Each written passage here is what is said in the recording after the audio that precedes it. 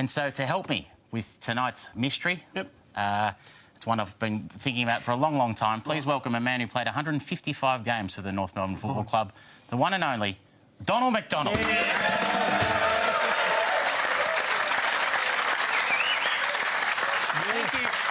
you for joining us, Donald. Pleasure, Sam. And I'll get straight to it. When I was watching football in the 1980s, As we all were. it was an unforgettable moment when I discovered that North Melbourne had a player called Donald McDonald. Correct. So my question to you, Donald McDonald, is why are you called Donald McDonald?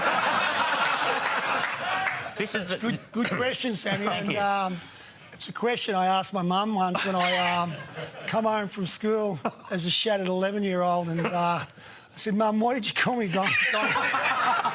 Because I was just sick of the bullying and everything that got hung on me. And she goes, "Well, look, you're a bit stiff." I said, "Because you know, when we got married, your Dad and I, you know, and time to come having children." And he said, "Look, if we have a boy, the first born boy in the McDonald family history is named Donald. I'm Donald, my dad's Donald, his dad was Donald."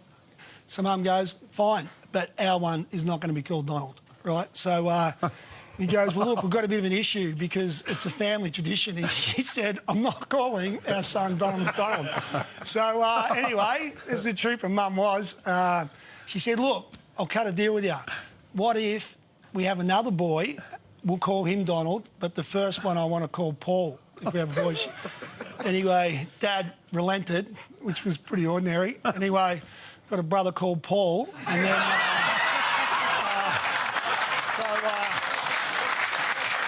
So what happened, she goes, she said, "Honestly, you're that stiff." She said, "Because, you know, that pregnancy was that hard. I thought I was no chance of having another baby. Yeah. And I thought if I do, it's 50-50. It's going to be a girl, but it was you." So anyway, that's it, Sammy. So Mystery solved. Asked and 60 answered. years. Thank you very much, Donald. I appreciate it. I've finally got to the There the it is. bottom So of it. you've solved the mystery. Oh, wow. It's a hell of a So story. next week we'll have your brother Paul on. It'll be great. You know, actually, Donald, I'll go straight to Maher. We are friends. So, Maher, this is a very good week to have you on because Alistair Clarkson is in the news. Yes. And people may have forgotten this. You were the last coach before Alistair Clarkson at Hawthorn. In 2004, you were the interim coach for the last 5 games of that season. You were 2-2 going into the last round of the 2004 season. And your prospects, there's a lot of buzz about you becoming the next Hawthorn senior coach. And I think this is a huge game for Donald McDonald. If he can pull off a win today, his stocks of being the next Hawthorn coach, I think, are going to be very, very high. What happened, Donald? He was on the money. Went down in Geelong and got smashed, and that was my little coaching career over. And then Alistair Clarkson came in. Yeah, I remember when, and look, to the Hawks' credit, I mean, Jason Dunstall was pretty upfront with me. He goes, "Mate, you know, Robbie's not coaching anymore." I was assistant coach at the Hawks, and he said, "We've got, you can coach the team for 5 weeks, you know." I said, "What, do you want me to have a crack?" He goes, "Mate, go hardest," because there was a bit of tanking going on in those. And we were fighting out for the spoon, and he said, "You can have a crack." And I thought, "Oh, geez, this is all right." You know, it was a lifelong dream to be an AFL coach. Been coaching for 12 years, right? Anyway, he said, "But what we're going to do is we're going to go and try and find the next Lee Matthews." I said, "Rules me out." So anyway, yeah. But anyway, I got 5 games, and Clarko got the gig, and the rest is history. Well, It's a pretty good decision. History will tell if they went in the right direction. Isn't there some nickname attached to all of that? What did you called yourself? What did you call yourself? The Concreter. I didn't call myself the Concreter. A lot of the Hawthorn faith at the time Called you the Concreter? Years later, called me the Concreter because I laid the foundation.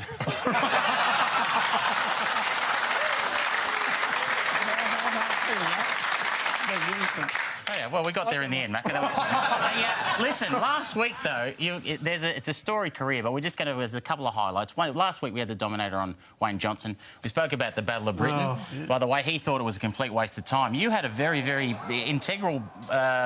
you were involved in a lot of incidents of the Battle of Britain, Donald McDonald. Can you... there you are. There you and Reece. Having a go. Mate, how did you find it out there? What was it like for you? And also, did you get much reaction from back home? Because it was televised back here. Yeah, it was. Yeah, well, as you can see, unfortunately, I started that fight, and Reece took a great mark, and What's so funny about Donald McDonald? our coach at the time was John Kennedy, and we were coming off a 124-point finals defeat by Melbourne. So this was our next game, and Kanga had us worked up like there's no tomorrow. Anyway, Reece took a mark, and I thought, oh, well, I'll whack him. So anyway, I did. And I thought it'd be sweet because I didn't think you'd get reported. You know, it's an exhibition game, and it's a good move whacking Reece because he jumped up and punched me straight back. And the rest is history. And Clarko got a bit excited. And so anyway, when it was all said and done, we had the tribunal, blah, blah, blah. And anyway, I was going to get married that off-season, as footballers do. And when I came home, my mother-in-law was a lunatic Carlton supporter. And so my mother-in-law and my wife-to-be were up watching the game back here in Australia, and when I started that fight, she goes, I don't think much of the man you're from married. Stormed off and went to bed and didn't talk to me for about 6 months, which was actually pretty good at the time.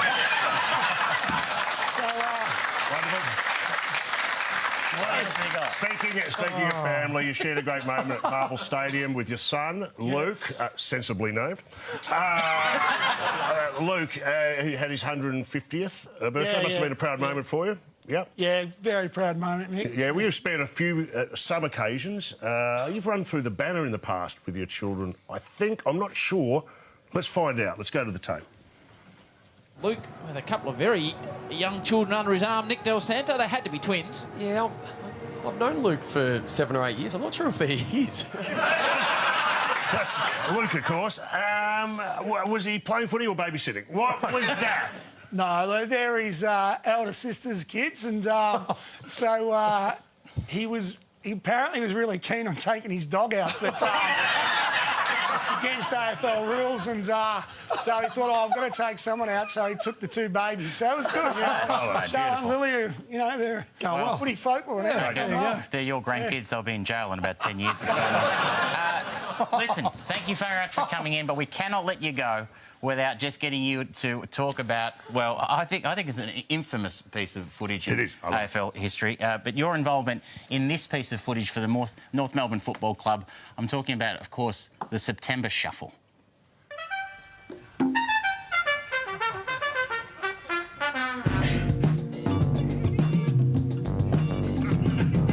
We are the Roos, sweeping right down the field. We don't want time, makes the others real. We'll take on all comers, but we don't want trouble. We just chew them all up. It's a September Shuffle. When I'm in the middle and the ball bounces high, I get this mean sort of glint in my eye. I fly against the thugs and the bean piles all day, and after bouncing with me, they'll dig what I say. I'm doing the September Shuffle.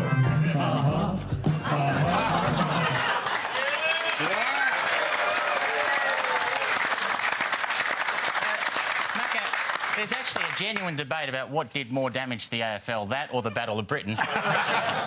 Explain that.